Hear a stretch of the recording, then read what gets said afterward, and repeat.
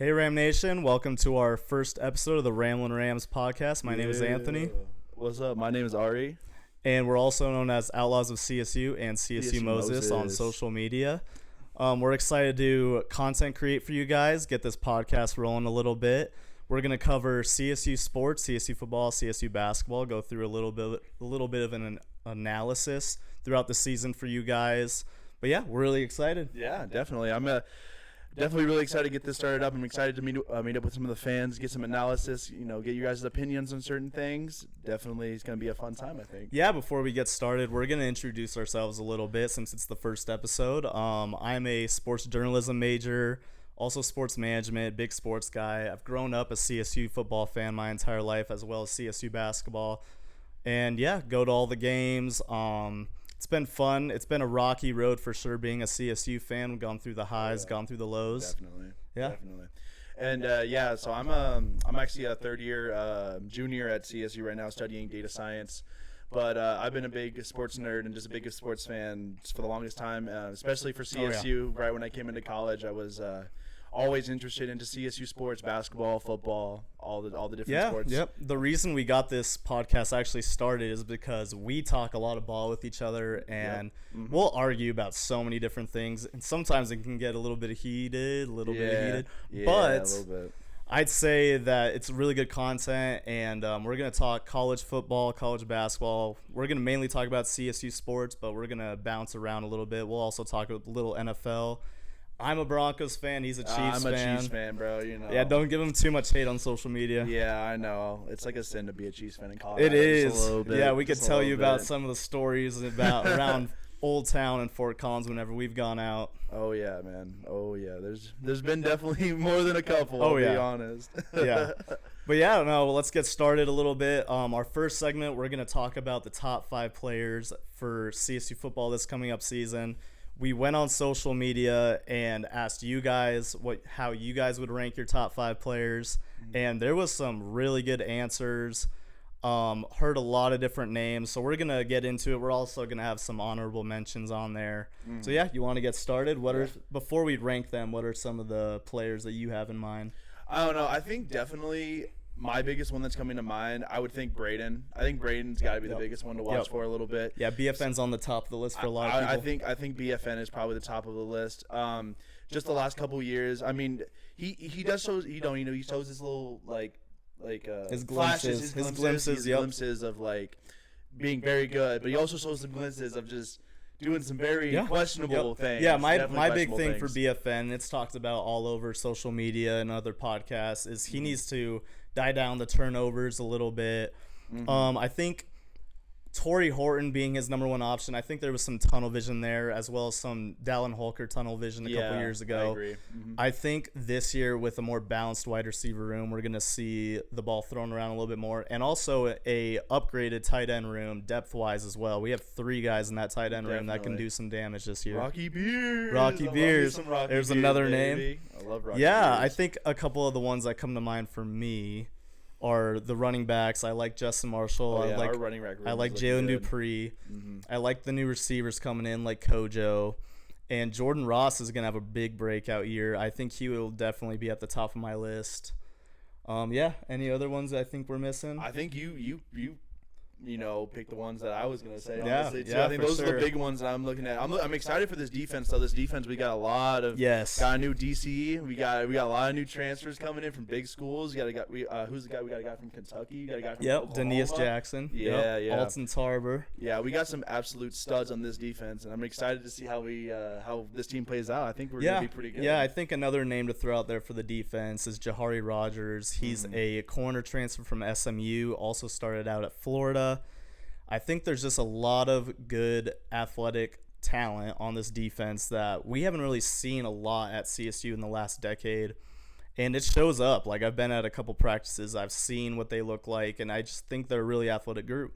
Yeah, I agree. I think they're all pretty freak athletes, especially when you have guys coming from from the SEC and Power 4 programs. These Power 4 schools. These guys understand these big games and playing against top talent. The guys are going to be playing against guys who are literally going to be first-round NFL draft picks, and they understand the importance of being really good and stuff like that. So I think it's a good little thing to help out the guys who came from like smaller schools and stuff. I think it's like a veteran kind Definitely, of it's an experienced group. Yeah. Mm-hmm.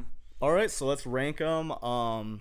Let's each do our top 5 instead of just jumbling it all into one. Sure. I think we'll have some disagreements. I think let's go each number.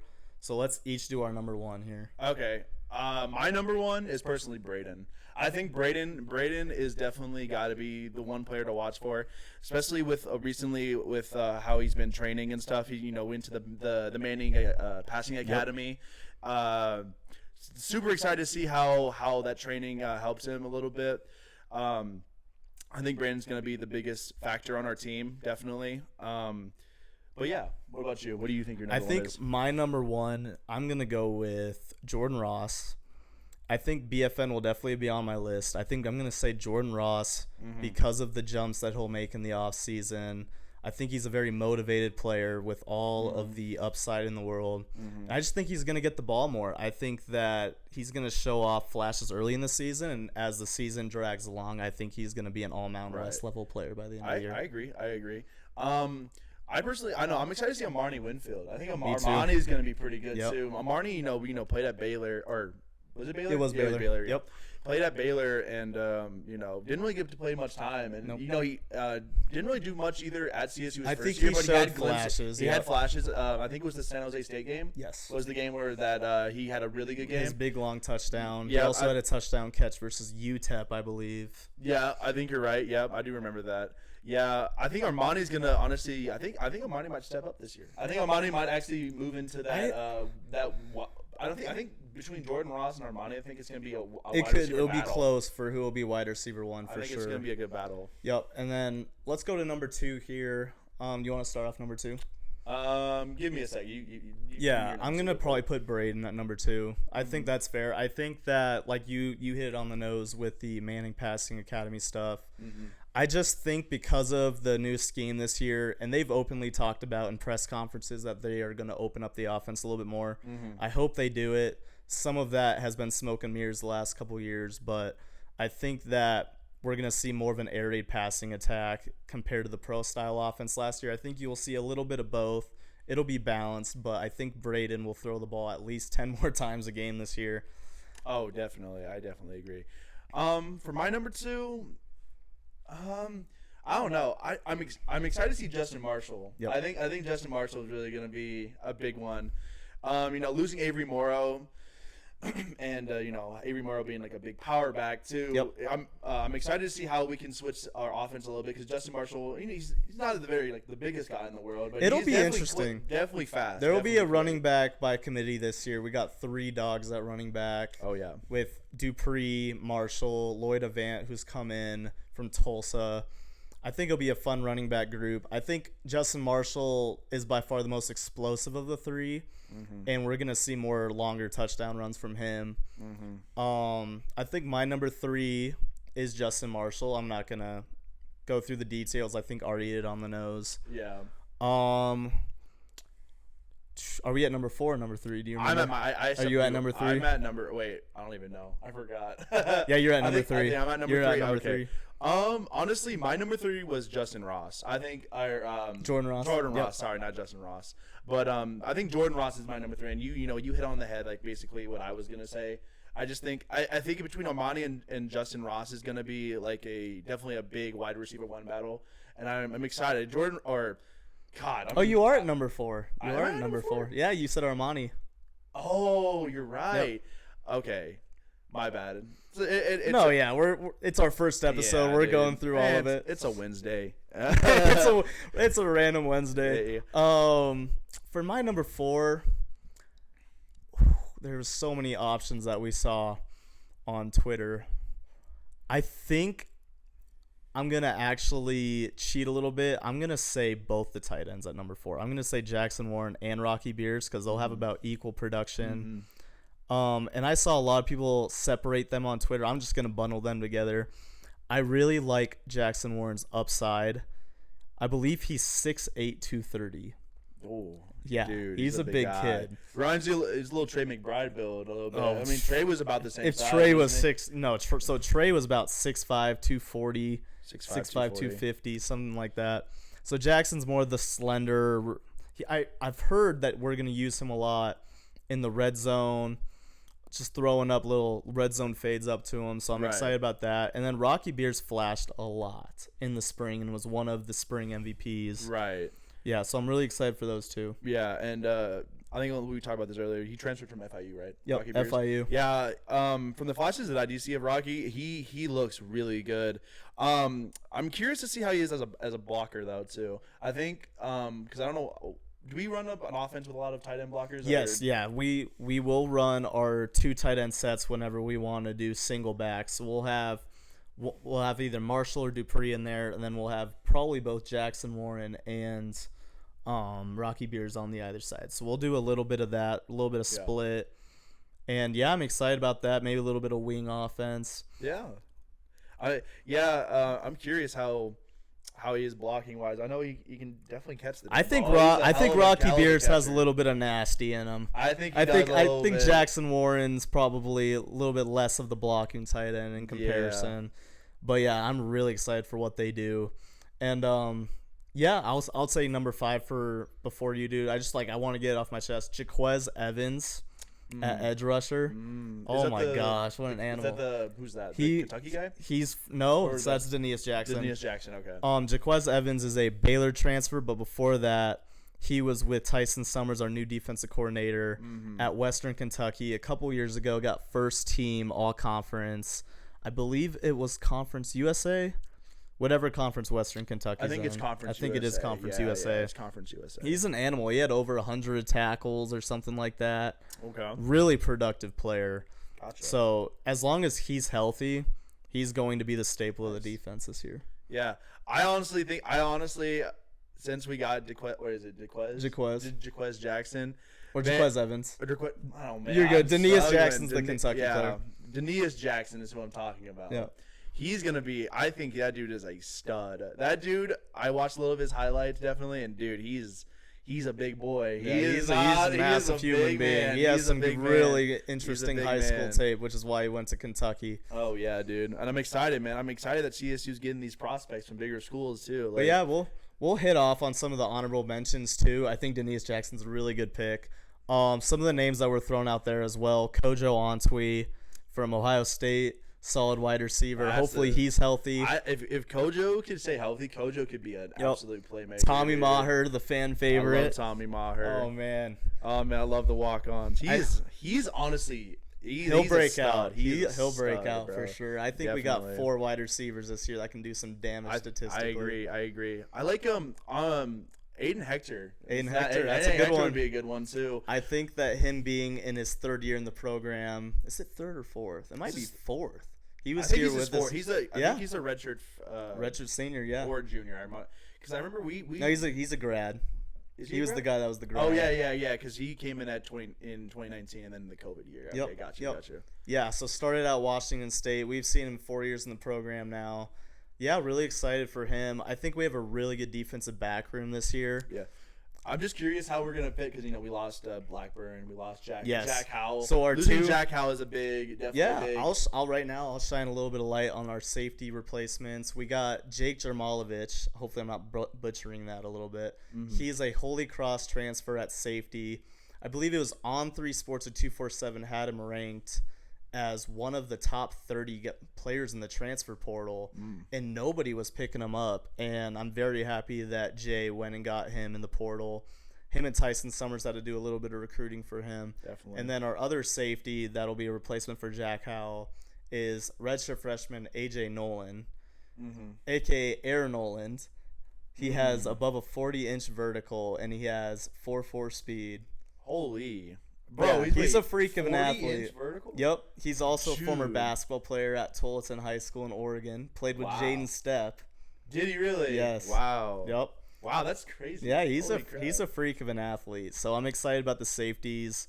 AJ Nolan's a little bit more on the inexperienced side, but Jake Jermalovich will definitely fill some shoes. Yeah. So yeah, really excited about that. We can segue into our next segment. Next thing we're going to talk about is the importance of a BFN breakout season. We hit on all of it a little bit earlier. Cracking down on turnovers. I think that going to the Manning Passing Academy, and I'm sure you agree about this, is that the Manning Passing Academy hopefully taught him a little bit more of relaxing a little bit in the pocket, not being sped up, and avoiding some of the back foot throws, which is a point topic for a lot of CSU fans. Mm-hmm. Yeah, what do you think? I 100% agree. I do think the biggest issue that I saw with Braden, especially when I watched him in person, was just a lot of really just poor decision making sometimes. Just like like you said, the back foot throws. Yep. I always point that out. Sometimes he can do it. I've seen him throw off his back foot and throw an absolute bomb. Yeah, and it works. But most of the time, it ends up going short and it just gets picked off. I'd say for a guy that's made that a tendency, he's made the best of it in certain situations. I agree. But I'm interested to see what he looks like without the back foot throws. And it could be a scary sight for Mountain West defenses. Oh, I 100% agree. I think he has the accuracy. I think it's just all decision making, all the IQ. I think if he can work on his IQ a little bit, I think he's going to, I think he could be honestly, I think quarterback, definitely top 3. I think the football IQ is there. I think that working with Matt Mumme over the years, I don't think he's ever had a problem with the football IQ and reading the defenses. Mm-hmm. I think that he gets sped up a little bit, and that if that's something he's grown out of, I think we're going to see a really good season out of BFN. But the most important part of a BFN breakout season is that it will take us in the next step. And we have a very aggressive defensive scheme. With the offense being able to put together quick touchdown drives, that will allow our defense to pressure and play how we want to and blitz and do certain things that the Freddie Banks defense really didn't do that much of. Mm-hmm. So, yeah, I'm really excited about that. And also, if those things happen in tandem, I think we will see a 9-10 win season. Oh, definitely. I agree. And we're going to go through the CSU schedule a little bit for our next segment and break down what are the swing games that will allow us to get to that point. I mean, I think also with going back to the BFN thing, he has the weapons. He has honestly he has a plethora of weapons. I'm going to be honest. I think CSU has a top 3 wide receiver. It's in the Mountain West. I think it's a little bit under the radar. I think that our wide receiver group isn't talked about enough. Mm-hmm. And I think it's because there's multiple guys that just haven't done it yet. Mm-hmm. Like Jordan Ross hasn't done it yet. Jordan Ross will do it, but he hasn't done it yet. Armani Winfield has all of the tools, athleticism, be able to have a breakout year. And even a guy like Kojo Antwi hasn't played very much college football at all, but is just an athletic freak. Some of the tape, I highly recommend watching it for you viewers. Go and watch Kojo Antwi's huddle from his senior year of high school. He's a guy that looks a lot like Michael Gallup. I'm not saying he's Michael Gallup, but he has the athletic traits that are similar to a Michael Gallup. And if he's healthy, he's definitely a breakout candidate. Definitely, I agree. It's just unfortunate because, I think, was it the injuries that caused him not to play at Ohio State, or was it just not really? Oh, no. So he got injured late in the season last year in practices. He was a special teams guy. He actually was their kick returner before he got hurt. Mm-hmm. So Ohio State saw him as an asset, and they saw his athleticism. And I believe he's early in his college career. I believe he's either a sophomore or junior, and he only played really one season at Ohio State. Mm-hmm. I believe it's a second injury, which is, I think, what kept him off the field his freshman year a little bit. But his sophomore year, he definitely was on special teams. Ohio State's just a place that you get thrown down the depth chart. I mean, that's just Power 4. Going to Ohio State. Large Power 4 schools just do that. I'll be honest. Going to Ohio State as even like a 94 rated recruit is bold, because he was kind of knocked down to that 5th receiver on their depth chart, maybe 6th. That's what I'm saying. Like, every receiver above him in the Ohio State depth chart is a 5-star. I mean, it's just how Power 4 schools are. Like, these big ginormous schools like Bama, Michigan, Ohio State, Oregon, if you're not like a top 100 ESPN ranked high school recruit, your playing time is honestly up in the air sometimes, because these guys have the talent, and this is why you see a lot of these guys are like bench players transferring to these smaller schools and having success at the G5 schools. Exactly, yeah, 100%. Because they're not getting the playing time in the Power 5. I like the method of Jay Norvell's recruiting because he can take some of these guys that are at Power 4 schools and turn them into more contributors and actually be the more athletic team Right. on the field in the Mountain West, soon to be Pac-12, which in our next episode, we're going to break down the Yeah. Pac-12 a little bit. We're excited about that. Definitely. But all right, you want to head to our next segment? We're going to talk about the Norvell contract.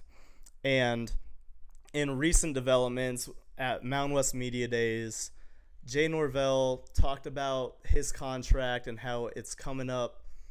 It's ending in, I think it's mid-December. Mm-hmm. It's a very weird contract to where we have to extend him pretty much before the season ends.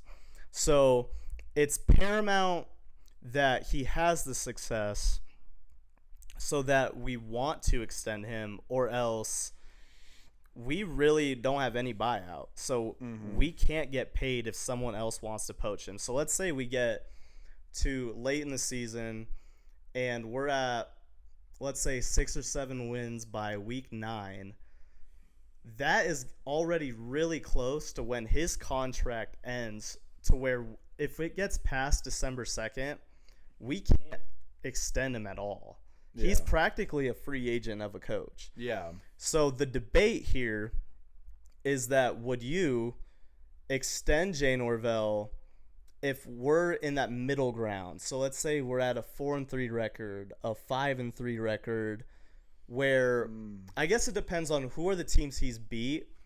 But in a lot of the eyes of the CSU fans that talk to me on Twitter about this, what does it take for Jay Norvell to be in the best good graces of our athletic department, our AD? I mean, it's definitely a hard situation, I think, because CSU's really put themselves into a really weird spot because they don't believe that Jay Norvell has done enough in his 3 years. Yep, and especially CSU. After the bowl game debacle last year. That was definitely probably a big one for CSU, was the bowl game. Yep. Honestly, I feel like if I'm CSU, I'm making the decision on either to keep him or sign him after non-conference, and see how we do. Yeah, and I think personally, I don't think if we beat Washington, I think we give that man the extension right there, right then. But I personally don't think we're beating Washington. Yep. I think the UTSA game is going to be a big one. I think there's the two. I think UTSA and Wazoo. I think the UTSA and Wazoo game, I think definitely if we get wins there. So you think if we win both UTSA and Wazoo, and let's say we're at a 3-1 record going into conference play, that will make John Weber, the AD, think about it a little bit more? I think so. I think so.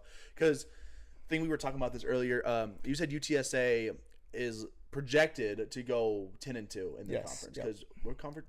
They're they're in the American. Oh, the American. Yeah, okay. They're the favorites to win the American this year. Yeah, and I think beating a team like UTSA, who definitely could be playing against power schools and like putting up a great fight. Yep. I think that would show John Weber that Jay does have what it takes to.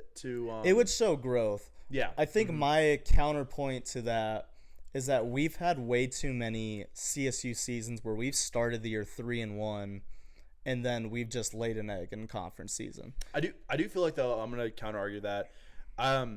A lot of the seasons in our non-conference, we only play like one like really good team, and that's like the power school, like Texas and Michigan, and the rest of the non-conference games are kind of like not the greatest teams. Like you'll get like our UNC. FCS, we'll play our Northern Colorado. We'll play like last year we had like UTEP last year. UTEP wasn't the greatest team.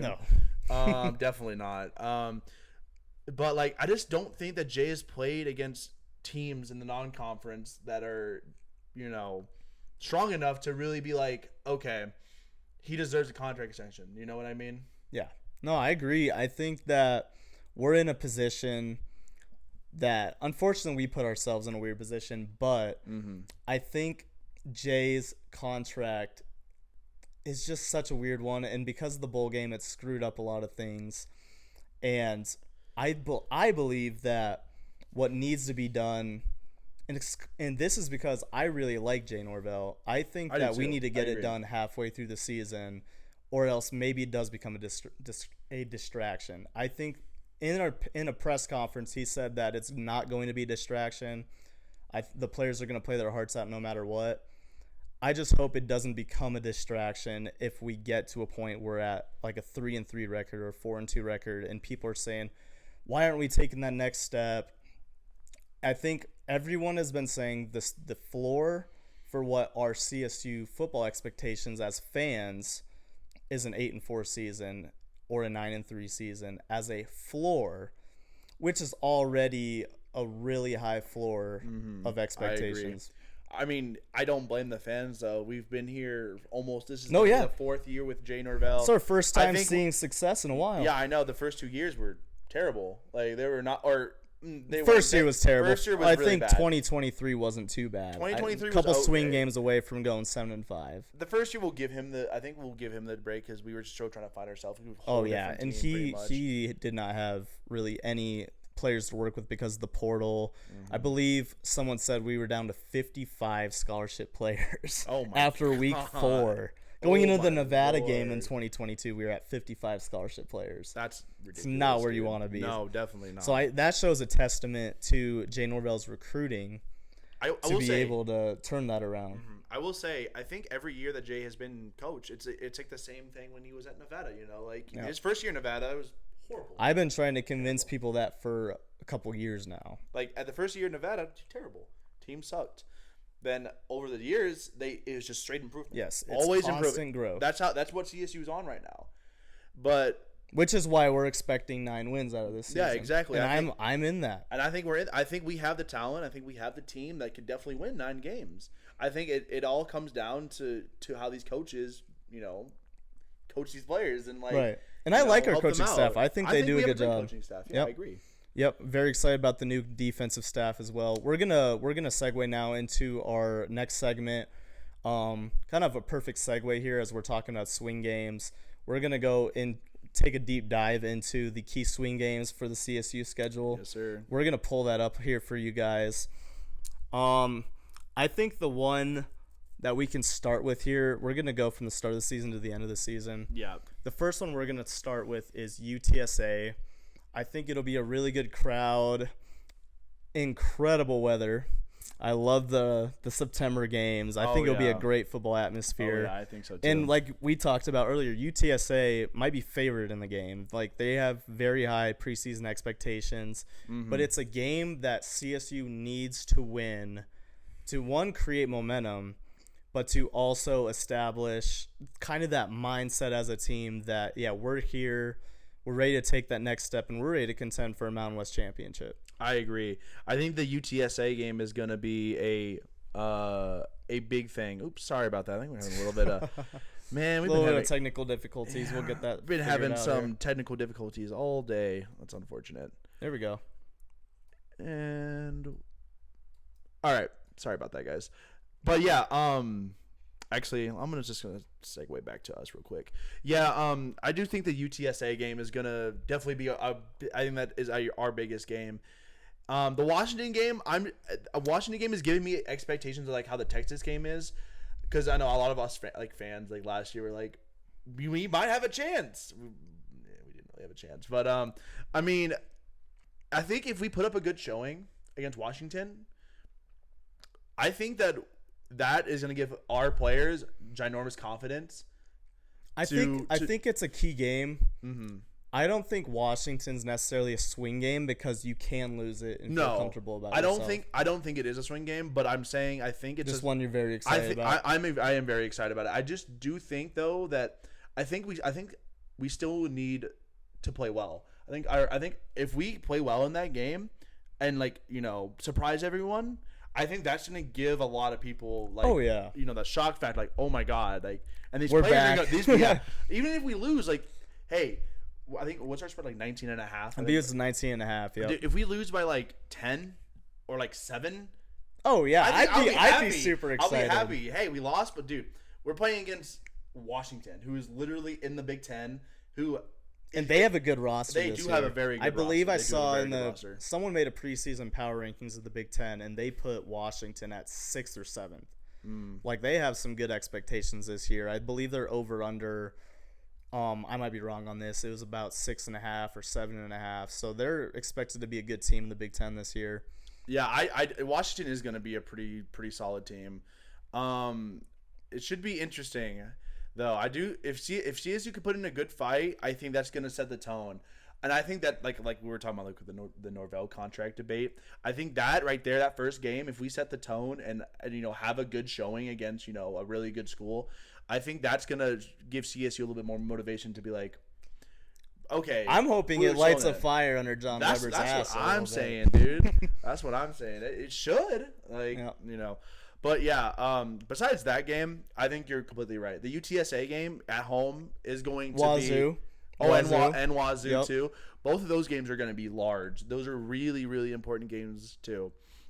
The UTSA game is going to be crazy. I believe it's going to be an incredible atmosphere. Both those games. And I'm going to say to any student that's watching us right now, that you stay for the game because it is going to be a really good game. I'm hoping we get about like 1,100 to 1,200 students in that. Oh, definitely. I think. Oh, not even 1,100, 11,000. Yeah, 11,000. Yeah. Thinking a little bit of Moby right there. Yeah. I am thinking a little bit of Moby. No, Moby will get like 3,000 students in there, man. Yeah, dude. We love Moby. But yeah, I think the students definitely like stay for that game. That game, I'm telling you, it's going to be a shootout. It's going to be a shootout. That'll be a damn good game. I'm hoping it's not a shootout. I hope our defense is good enough to shut them down a little bit. Maybe we'll surprise some people. Honestly, if that happens, I will be ecstatic. If we hold UTSA, let's give you guys a little bit of a picture here. If we hold UTSA to under 20 points, we might have a top 3 defense in the Mountain West this year. I agree. UTSA's offense is pretty scary. They got some. Yeah. They got some action. Owen McCown. Hopefully, they don't get the playbook leaked. Oh, moving on. All right, game 3 for key swing games. I'm gonna go with Wyoming. I think Wyoming is a swing game. I think that because of it being, it is. Yeah, you just have to include it. It's just a rivalry. Yeah, and it's in Laramie, and that I believe if it was at home, I wouldn't feel as much pressure on it. But because it's in Laramie, anything can happen, and it's scary to think about. Yeah, it is a little scary. Every time we play Wyoming and Laramie, it's always a hard one to watch. It's not a trip I'm looking forward to. No, it's just how it is. Just with rivalries, dude. Our rivalry with Wyoming's just always a tough one. It's just how it is in like every sport. And I'm not really. You probably know more about this. Like, how is Wyoming's like roster looking like this year? Is it like kind of? I believe it's going to be improved. I think that Wyoming is under the radar mainly because they didn't do enough in the transfer portal and really high school recruiting. Yeah. But they always have guys that are a little bit under the radar. They're guys that get to be really good, and usually they're taking players out of Colorado and they're developing these guys. At least that was that way during the Craig Bull era. Mm-hmm. I think this new era of Wyoming football will be a make or break year this season. Right. I think that I'm not sure if Wyoming can make a bowl game this year. They have a really tough schedule.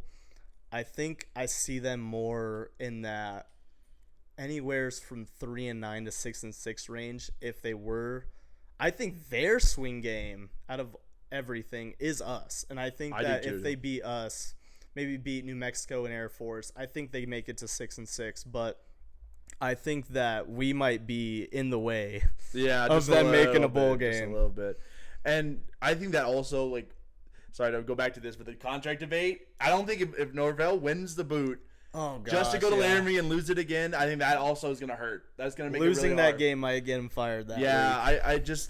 We got to have at least more than just 1 year with the trophy. We got to be Air Force, and we got to be have to Wyoming. hold on to the boot going into the Pac-12. Man, like, it's like, yes, we want it. We got to keep it. We can't just be doing this.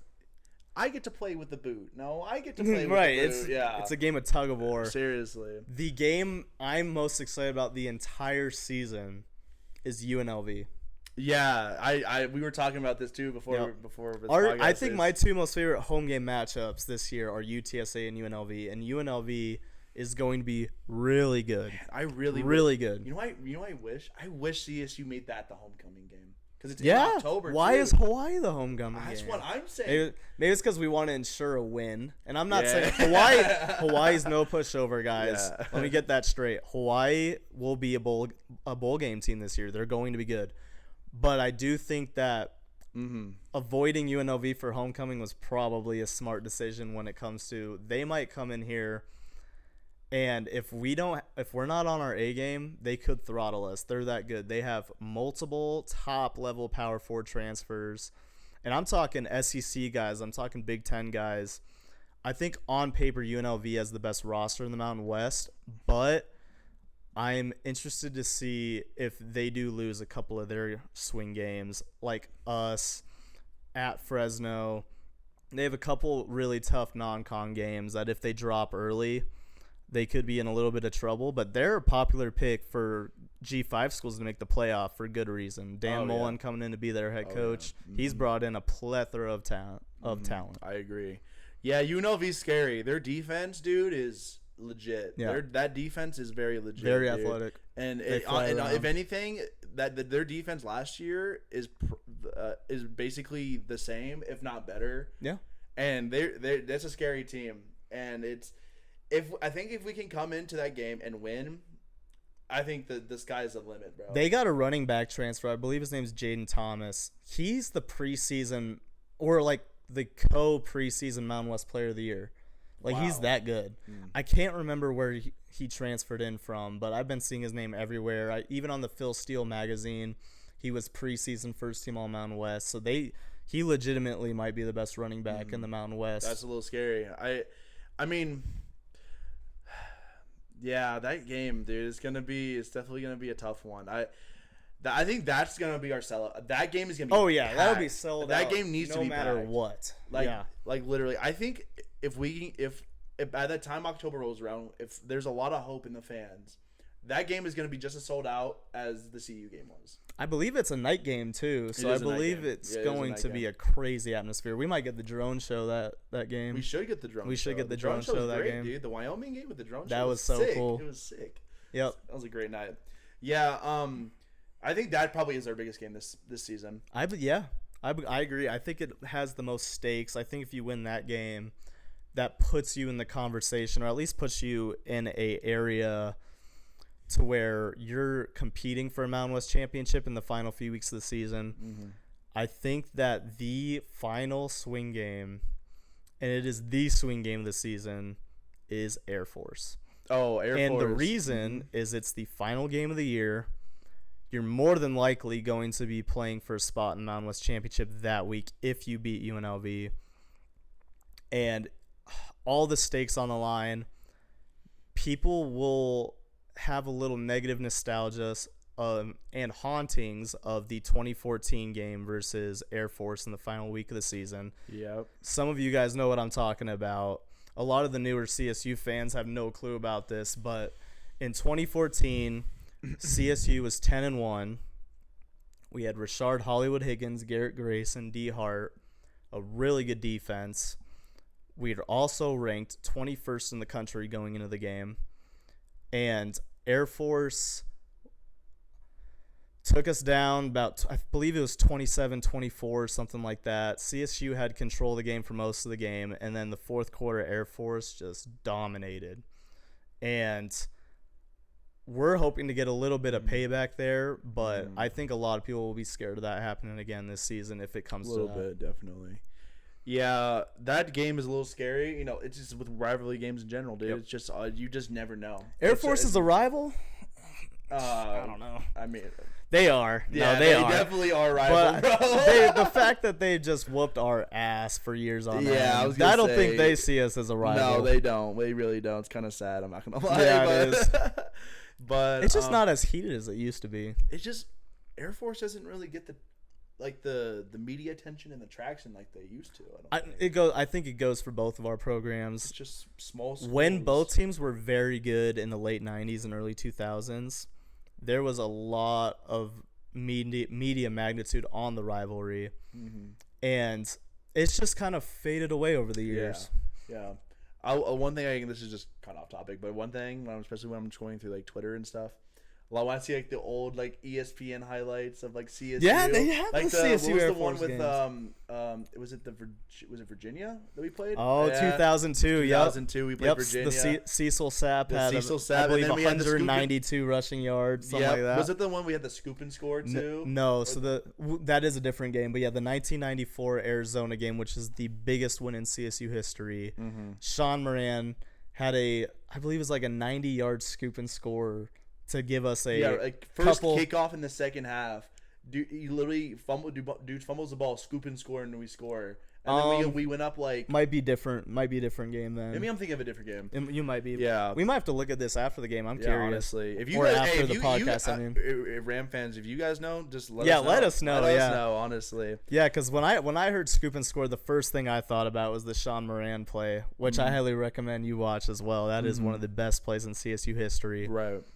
But yeah, we're gonna do this a little bit for fun here. Our final segment. Oh, actually, no, we gotta rank the. Oh yeah, you're right. Thank you for letting me know. Yeah. Our second to last segment, we're gonna talk about and rank 1 through 11 the top Mountain West uniforms. Yeah.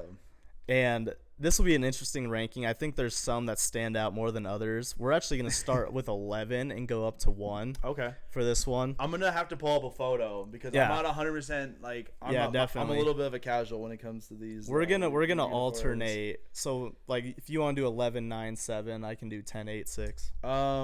Yeah, give me 1 second. Actually, you want me to start with 11? Yeah, you start cuz I have to look this up.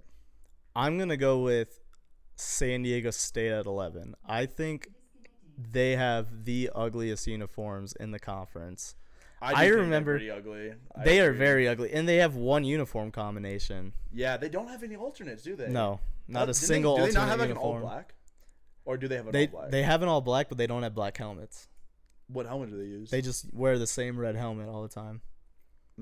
That is so that's weird. It's all black. They don't even have an all white. Like they wear white and black on the road. I'm sorry, I'm just like pulling this up right now. Yeah, go for it. But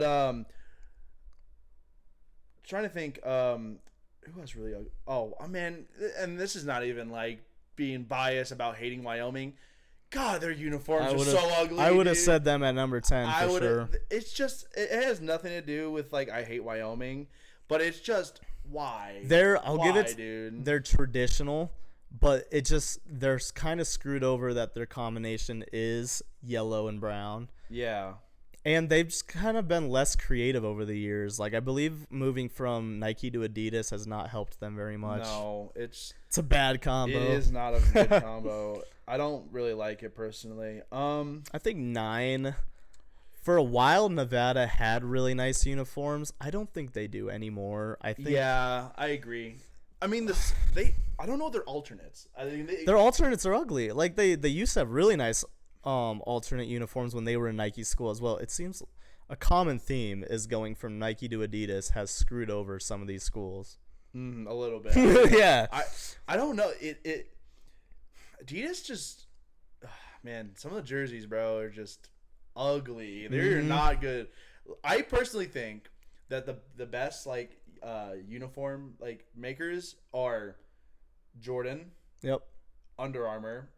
And then I'm gonna go Jordan, Nike, Under Armour. You think Nike's better than I do. Nike's so hit or miss, I feel like. I think Under Armour has a very basic just uniform combination that they use for every single school. If you notice, every single Under Armour school uses the same stripes, the same number font. It's just like I'm getting annoyed by it a little bit. Yeah, Jordan's just elite. I'm sorry, Jordan's incredible. Jordan's elite.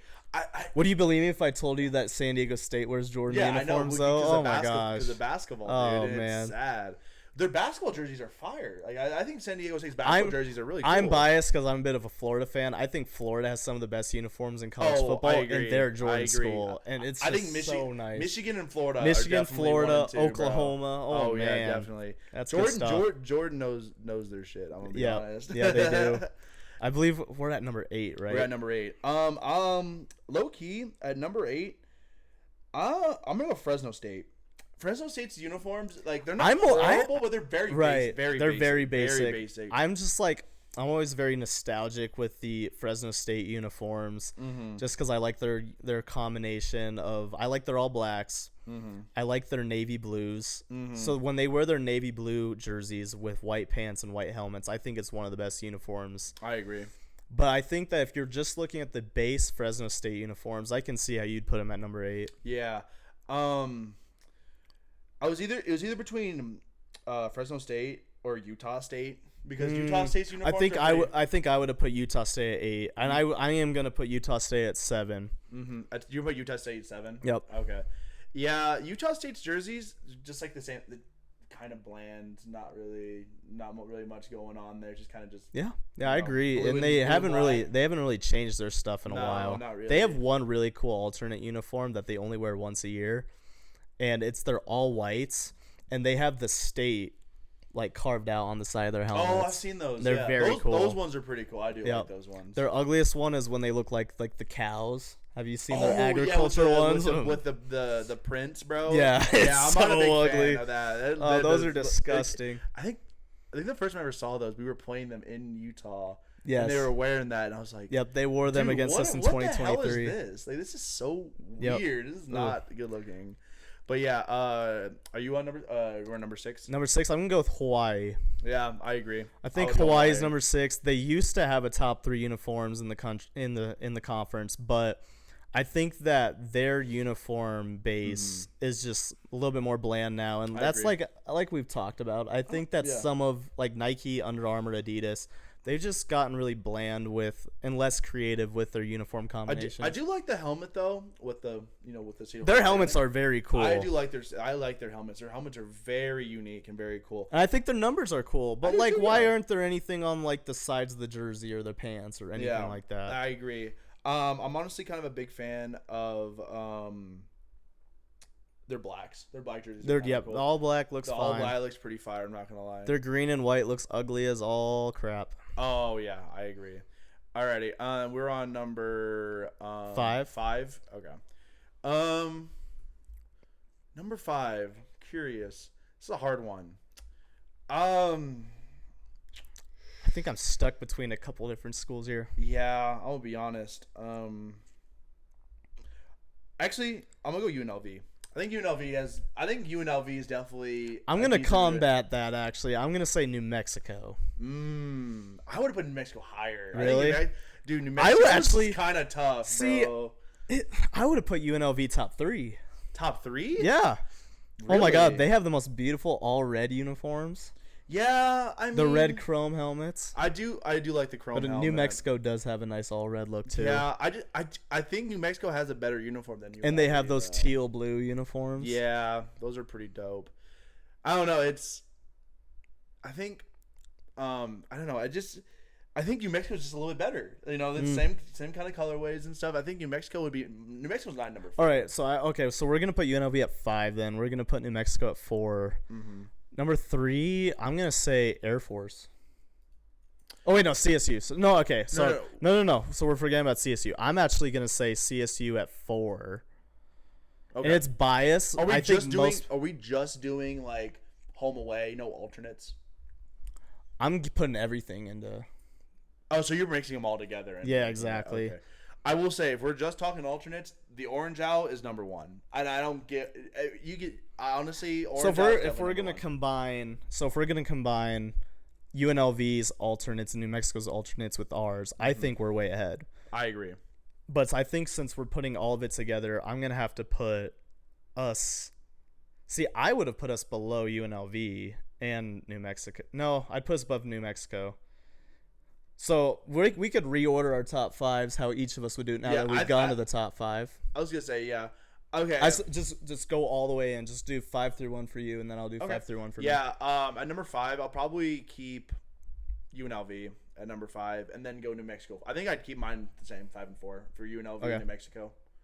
But like I said before, I just think that New Mexico's colorway is a little bit better, and their alternates are nice. They have some really cool alternates, especially their helmets. Their helmets are really cool. Would you keep the same, or what are you thinking? We're just doing 5, 4, 3 right now. Save 1 and 2. Yeah, so you restate your 5 and 4. All right, so 5 and go New Mexico. 4 CSU. 3 UNLV. Okay. I like it. Honestly, for my third, I'd probably go Boise State. And then go Air Force. Okay. And then go CSU. Or, no. I'll go CSU 3, Boise 2, Air Force 1. So I put 11 on accident. It's actually 12. So just put that in perspective. But we're not forgetting anyone. So, no, we're not. Because I'm going to put number. So we're back in the one number. So 6, it'd actually be 6 New Mexico, 5 CSU, 4 UNLV, and then third, I'm going to put San Jose State. Oh, we did forget someone. Yeah, San Jose State's unis are pretty. I like. Well, I was gonna put San Jose State top 3 no matter what. Yeah. Okay. Actually, you know what? I'm gonna change it. I'm gonna go San Jose State 4, and then I'll keep UNLV and put New Mexico Put Air 5. Force above San Jose State. Yeah. And I'll go. I was thinking of doing. I'm gonna go. So this is my top 4. San Jose State at 4, CSU 3, Boise State 2. And then I'd probably say Air Force. Air Force 1. Air Force. I got Air Force 2, and I got Boise State 1. Interesting. Okay. Yep. I don't know. Bro. I think those are the top 2. The military no schools have some of the They're best. awesome. They have some of the best uniforms I've ever seen. Air Force came out with what their alternate looks like this year, and it is incredible. It's tough, dude. It's super cool. I like it a lot. It's like Navy, bro. Like during like the Army, the Navy freaking like alternates with like the battleship on it, oh my dude. Gosh. And like then with the Army. Army's was cool. I think a couple years Army had a better one with their all whites, but their all blacks were just kind of. Yeah, they were all right. They were alright. Alrighty, let's you want to segue into this last segment? Yeah, sorry, we're gonna finish off here soon. We're gonna finish go out with a bang here. Our final segment is we're gonna rank all the Old Town bars. Yeah. It's getting to that time of the week. It's soon, guys. Don't worry. Work week's almost done. All the students. School's starting back up, and for you guys that are working, work is almost done this week. So get out to the bars, go have fun in Old Town. There's been some live music bands playing lately. Oh, yeah, definitely. Alrighty, let's. We're gonna start with. Let's just do the top 5. We're gonna do the top 5. Do top 5. There's too many, so we're gonna do the top 5. So, but for this, we're gonna start 1 through 5. Okay. Actually, let's just say notable ones, and then we'll go through rankings. Okay, sure. So what are the 5 that just come to mind for you? Oh, instantly when they come to mind, I think Lucky Joe's. Yep, Lucky Joe's. Lucky Joe's is the one. That's my one. Lucky Joe's. Lucky Joe's is just so iconic, bro. And they're celebrating their 30th anniversary tomorrow. Oh, that'd be cool. And they've just been posting all over Instagram just all these old photos of all the CSU I have been players. seeing those. Those are awesome. Yeah, it's definitely. I think that's got to be number 1. Sweet 16 Barstool, best bar, dude. Like, come on. Oh, yeah. Like, it is the best bar in Fort Collins. It is the best bar in Fort Collins. I think number 2, I'm going to say Trailhead. I think Trailhead is... Trailhead is nice. It's a little bit of bias, but I think they're the second best bar. I think Trailhead is great. It just... for people who are not from Fort Collins, Trailhead is... it's a pool bar. Ginormous pool bar. Very big pool bar. Has like about... What was it, like... 6 pools. Is it 5 or 6? It's either 5 or 6. In the back, pool tables in the back. Very cool though. Very, very, very good vibes. Yep. Very cheap drinks. Just a really good time. Definitely. Honestly, my number 2, I'd say High Point. Yep. I was gonna put High Point at 3. Some High Point, bro. Yep. High Point's great. High Point is like the perfect mix of like.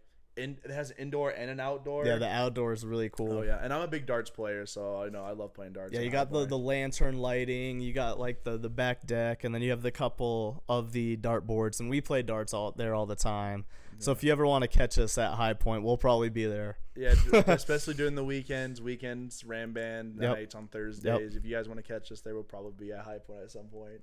4, this is where we get tricky here. You mean 3? Oh yeah, 3 for you. So who? Yeah, no, you do your 3. I'll do my 3 next. I did 3. I did Lucky. Oh yeah, you did High Point. Okay, yeah. Trailhead, High Point. 3's a little hard. Man, I'm trying to think. This is a hard one. I low-key would put District at 3. The Bar District at 3. I think Bar District wasn't my first favorite when I turned 21. And, I'm 23 now. It actually was my favorite when I first turned 21. Really? Yep. Okay, interesting. Yeah, I think it's a great bar. I think it just depends on the night. If there's a lot of people there, it's great.